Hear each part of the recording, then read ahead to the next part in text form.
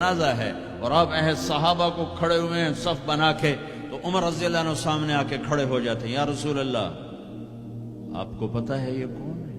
کہاں پتہ ہے، جانتا ہوں، تو آپ اس کا جنازہ کیوں پڑھا رہے ہیں؟ کہا اب عمر مجھے اللہ نے روکا نہیں، یہ کہا ہے پڑھ یا نہ پڑھ میں معاف نہیں کروں گا، میں پڑھتا ہوں شاید معاف ہو جائے۔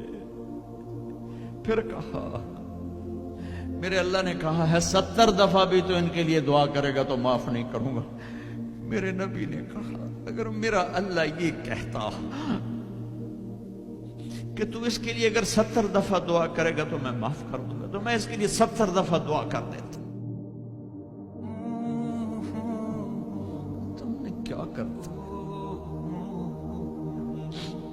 پھر آپ نے جنازہ پڑھایا،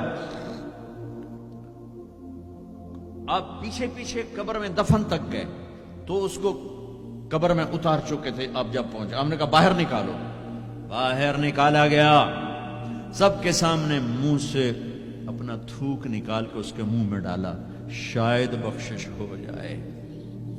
100 منافقوں نے